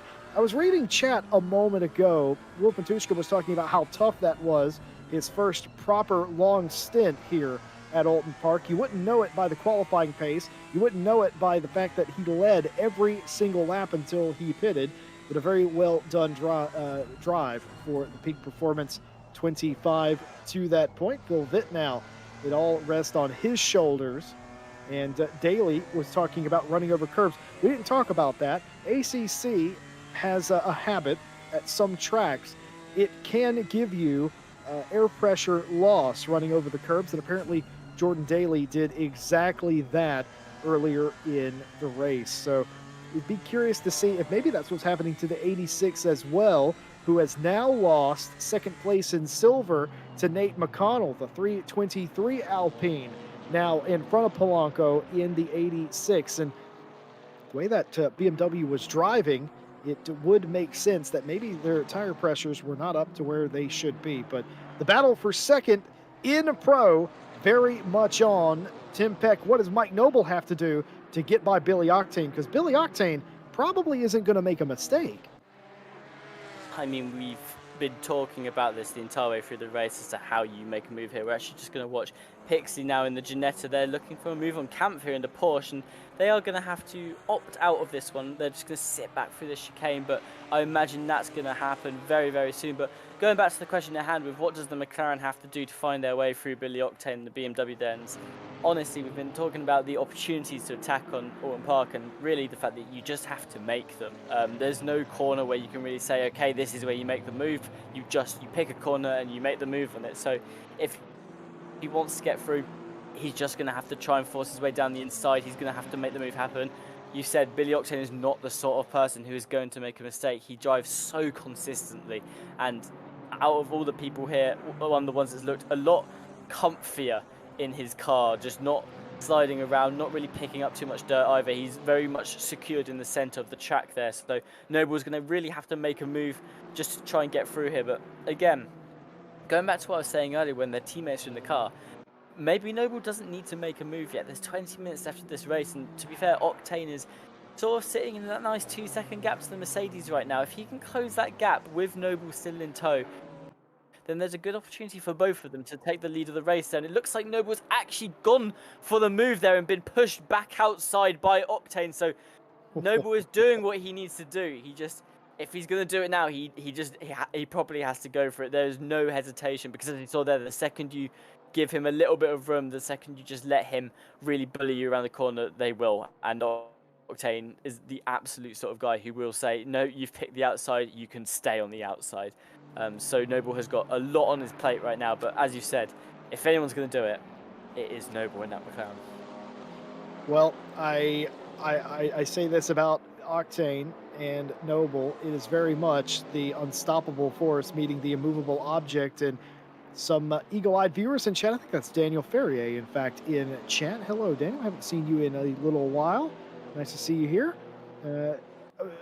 Cars going off the track there. Stevenson going off the track, and that will give Tom Bryant a position back in pro. So one more spot up the running order for the 24, the HWT Motorsport powered by F-150. And if you're wondering why I'm saying it like that, yes, it is a joke, and yes, I was put up to doing that. In case you're wondering at home, I'm not going insane. I promise you. And I don't like losing bets, and I don't intend on losing one now. Mike Noble continuing his pursuit for second place, and like Daniel Ferrier said, this might end up being a fight for the win. And like you said as well, Tim, maybe Noble doesn't have to do that. And I have been doing the maths, as you might expect, and I'm not sure Phil Vitt is actually losing time to Octane and Noble. I think he's losing time to the cars he's lapping, is what the difference is. But he may still be losing just a little bit of time, Phil Vitt, maybe a tenth of a lap. And if that holds up, I did do the maths. They'll catch him with about 2 laps to go. Interesting. The thing you have to consider though is obviously Octane and Noble will also be showing with traffic. We can see, I think that's a BMW planted nice and firmly in front of them right now. So they've got to find their way through a couple of cars of their own first, and that's obviously going to stall their fight a little bit and also stall the gap that is slightly closing. But again, you don't know how much the traffic is holding up Vitt right now. It's basically just a case of who can climb through this traffic the quickest. And at Oulton Park, where there's not a lot of opportunities for overtakes, the traffic really does have to be ready to get out of your way as quickly as possible. As Vasiliev does a lovely move down the inside of the Ginetta there. I believe he did a switchback of sorts, because I think he was already behind the Ginetta, but he'd have got through the Ginetta there, but that was a beautiful move down the inside. It just looks so clean, like the car was stuck to the track. Reminded me a lot of 60s F1, seeing maybe Phil Hill, Graham Hill going through the bend and just absolutely nailing it. It's very beautiful stuff there. But probably caught Norbury off just a little bit. Probably wasn't even trying to block him, was the 303. Has nothing to gain by keeping Anton behind. But it just looked so aggressive by Vasiliev. But either way, a clean move, getting it done, kicking up the dust. Beautiful stuff indeed. Mike Noble has yet to kick up any dust, trying to get around Conway, or excuse me, not Conway, Octane, wrong team. But even still, they are, in fact, catching Phil Vitt by about a tenth a lap. That is pretty correct, in fact.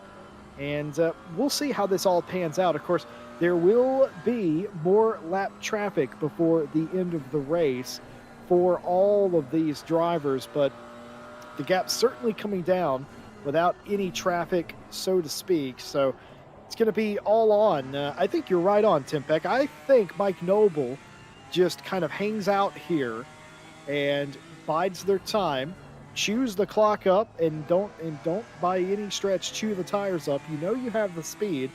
Wait for Octane to catch Phil Vitt, and then make a decision based on what you see at that point. I think that's the best case scenario. It's that old quandary. Would you rather be the driver leading or the driver chasing?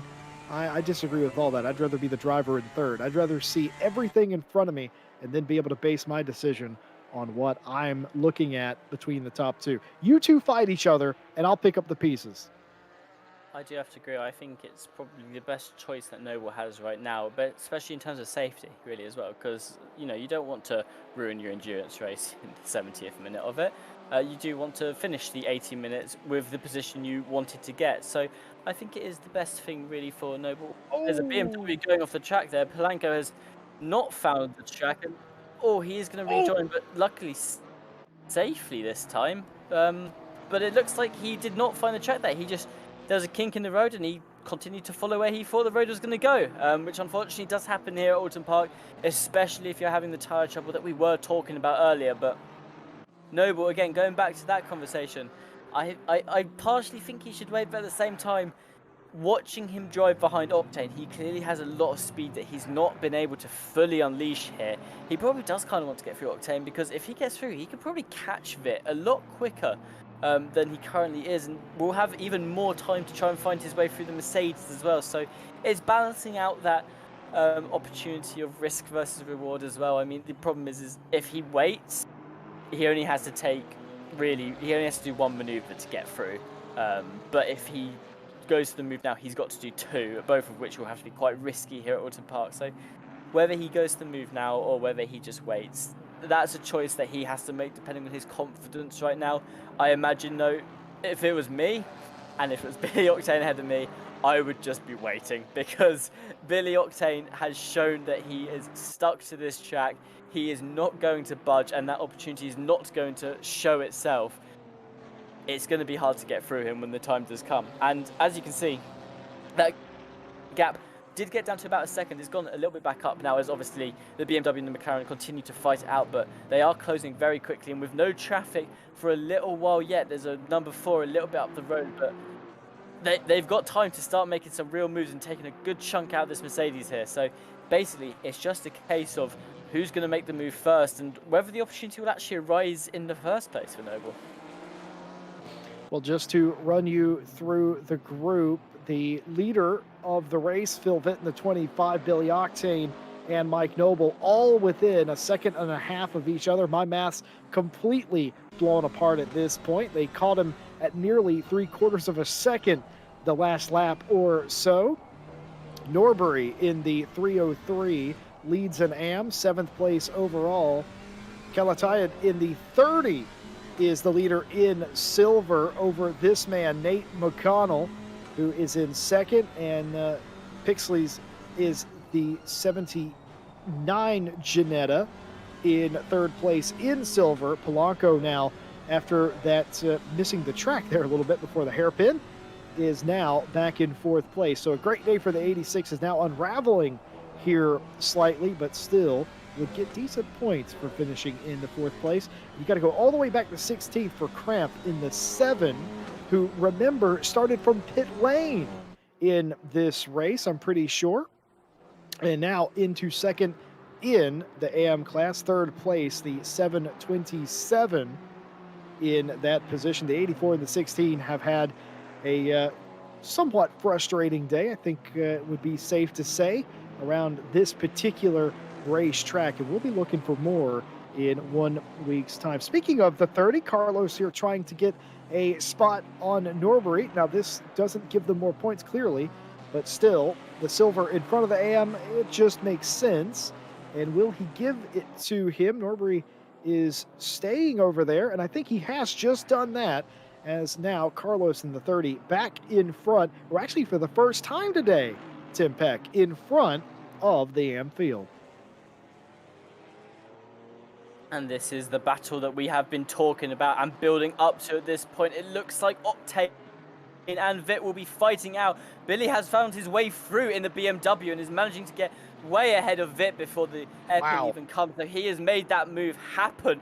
Where is Noble gone? Well, he is 2.4 seconds back, so he may have been waiting for this opportunity, but it looks like he's actually missed it. Something's happened there and he's fallen back, and he's now not got the opportunity to strike at the same time as Octane does, so he will have to fight his way through in his own time. But the Aston Martin, now the blue flag, has just pulled over to the side to let the two leaders through, and I mean, that is stressful for probably Billy Octane in that situation. You could see him flashing, really, just to let the car ahead know, look, we're coming, because you fight through someone that you've been catching all race, and then suddenly there's a blue flag in you, and you're already panicking in your head, oh my god, what is going to happen here? But luckily the blue flag just managed to slot themselves to the side very quickly. But Vitt in the Mercedes, he does not want to give up this position very easily. This will be the first lap that the Mercedes has not led this race if they don't manage to make it back through before Billy Octane crosses the line. So the Mercedes has now lost the lead here. They're definitely looking for their way back through, and they will be looking to defend from Noble as well, who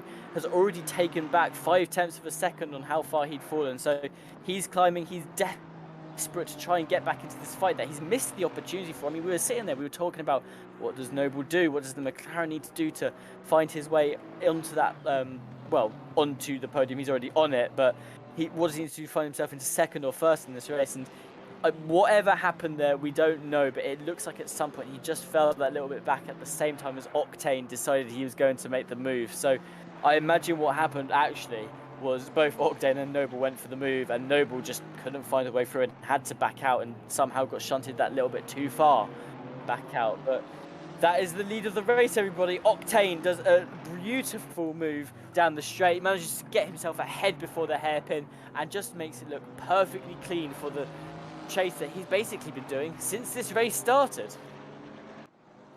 I just can't imagine what would have put Mike Noble nearly 2.5 seconds behind this group.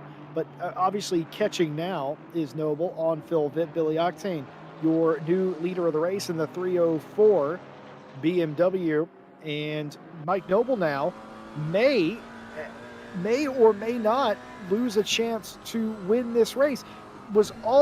Spent the last, 15, 20 minutes, I would say, behind Octane, patiently running in the slipstream, and now off the track is Mike Noble there.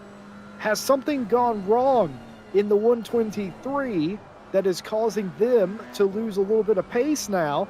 It seems to be driving it on edge is Mike Noble. You love to see it. But you just wonder, has something gone wrong for FFS Racing and that McLaren? Because very strange scenes here. Because not only was Octane catching Phil Vitt at about half a second to 3/4 of a second a lap.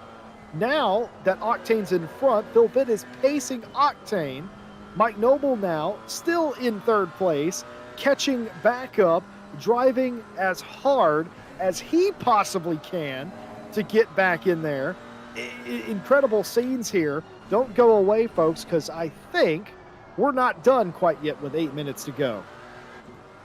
I think Vitt probably had a bit of an adrenaline rush there as Octane found his way through. Obviously, it would have kicked that a little bit before when Octane got in position to make that move. You know, he's caught up, he's within 5/10 of a second. So that's when Vitt and the Mercedes would have been like, okay, now I need to be massively on it. And sadly for him, he would have lost out to Octane in that corner. And probably half the reason he's now managing to keep up with Octane is because the adrenaline's probably kicked in. He's just basically mirroring the BMW in an attempt to somewhat keep this race alive and trying to hopefully find back first place for himself here. So he really needs to keep up with Octane if he wants his chance back. He's doing a great job so far, and again, Noble's gaining.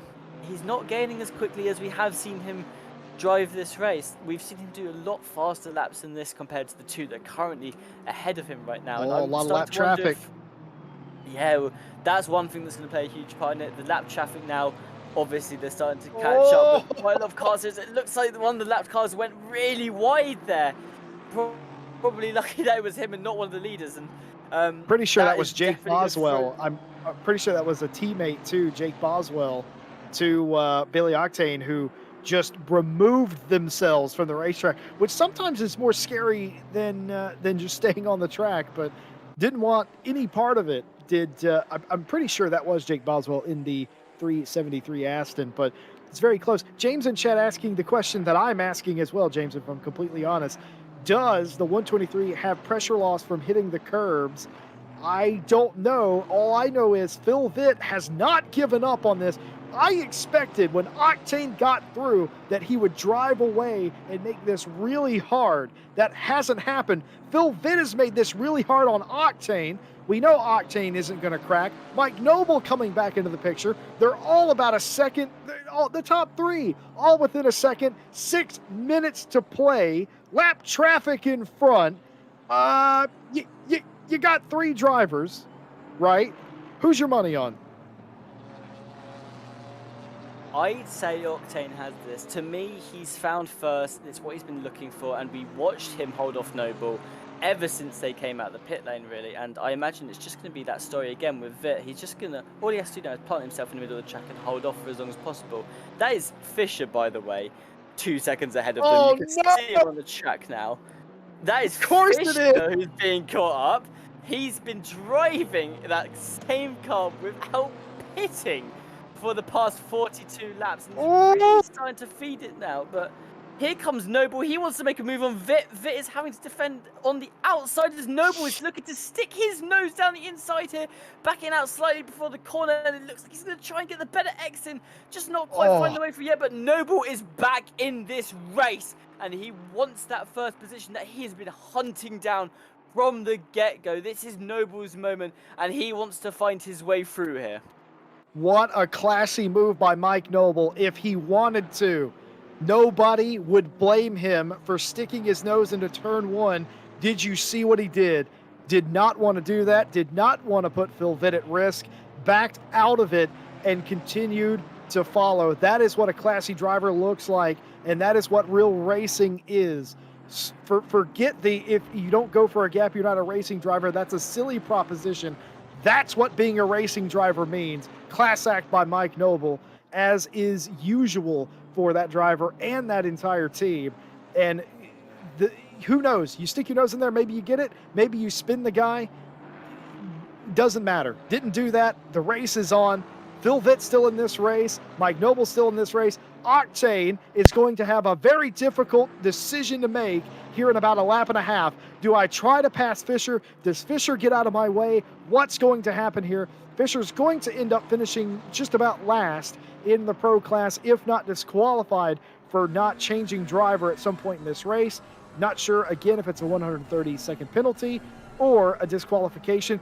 Nears makes no difference. The race is between Oulton, Vitt, and Noble, and Fisher, who has been ran down this entire 35-minute stint, is about to get involved. But will Garrett Fisher get involved? Oh my goodness, I'm gonna need some heart pills after this.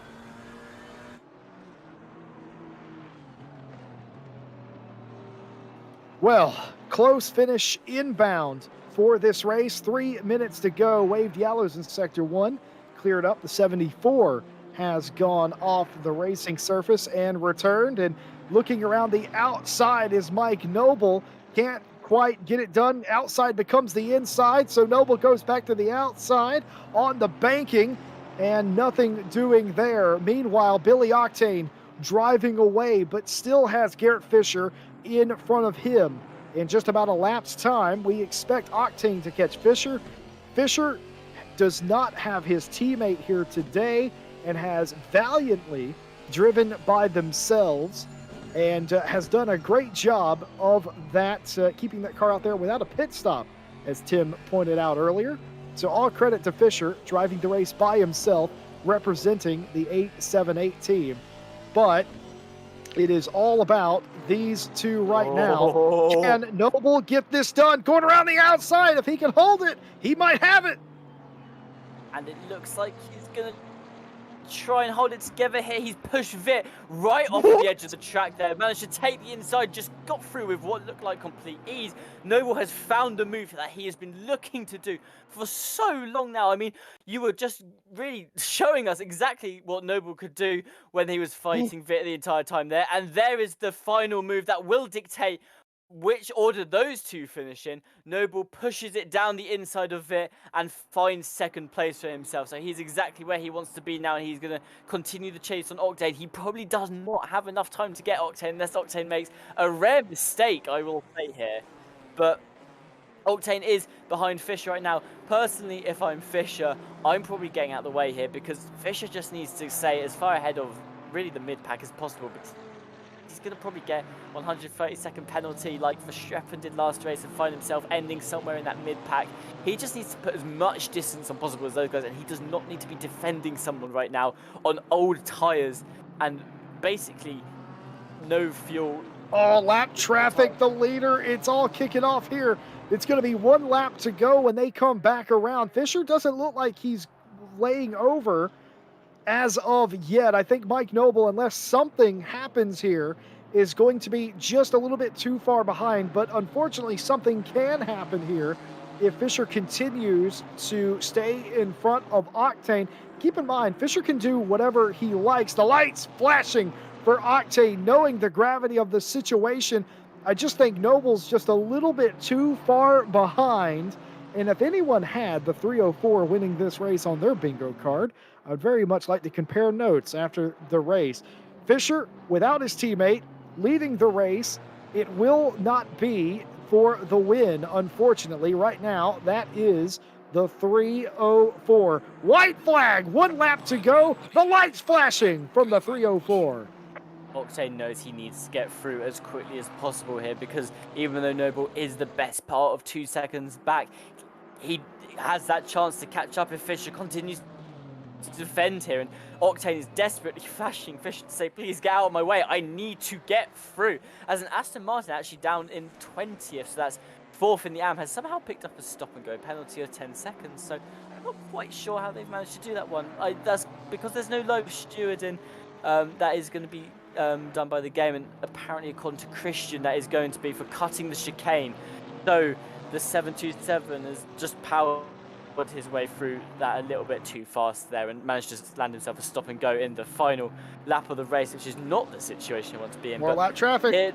Yep, Noble is still chasing Octane down. Octane is still behind Fisher. More lap traffic is coming up ahead that will need to get out of the way of both Fisher and Octane.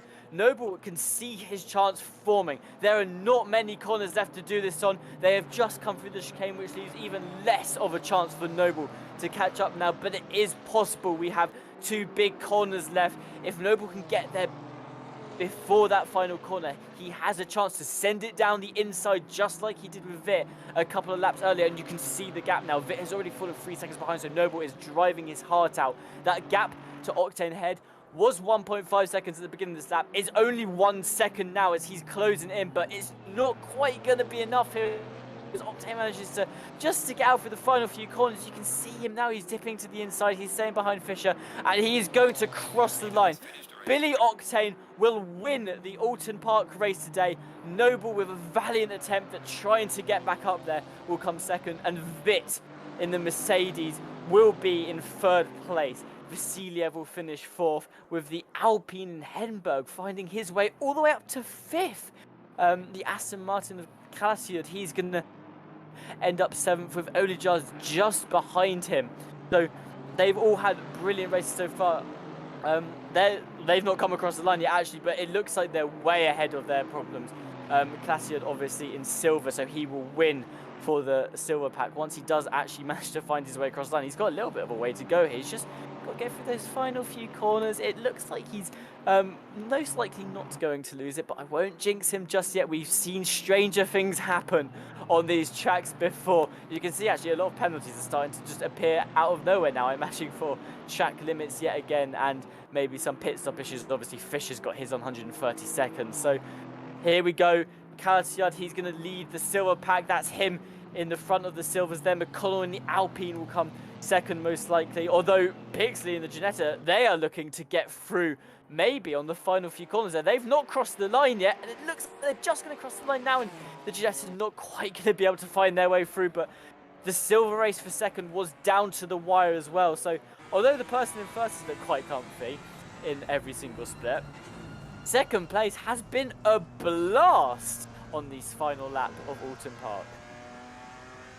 Well, a race that started very workmanlike and line of stern for most of the teams ended up being incredibly close. That's the thing that you get with GT4 team racing, is you're never quite sure what it's going to look like. Pink Performance had a nice lead, but it evaporated evaporated very late there and set up an excellent finish. Not to be outdone, Mike Noble in the 123. Keep in mind, they started 5th or just outside the top 5, one of the two, and ended up getting 2nd place. An excellent drive for them as well. Great points for Pink Performance and the 304 as the final results confirmed here today. And wow, excellent racing at Oulton Park. We're used to seeing more incidents than we saw here today, but I think we'll take a fantastic race nonetheless. What an excellent day of racing it was. And this only round 2.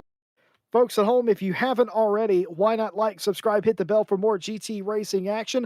We'll be back with you for the GT3 Friday Championship coming up tomorrow. Night Owl returns this Saturday night. The Porsche Cup Round 2 on Monday. And of course, Tim Peck, Christian Stricker, and myself will be back with you in 1 week's time for Round 3 of the GT4 Team Championship. A big thank you to all of our partners, Race Department, AK Informatica, Driver 61, Fanatec, and Sim Racing GP for supporting us and helping bring this broadcast to you. Congratulations to all the teams and drivers that brought it home today. An excellent race at Oulton Park, maybe one of the best we've ever seen.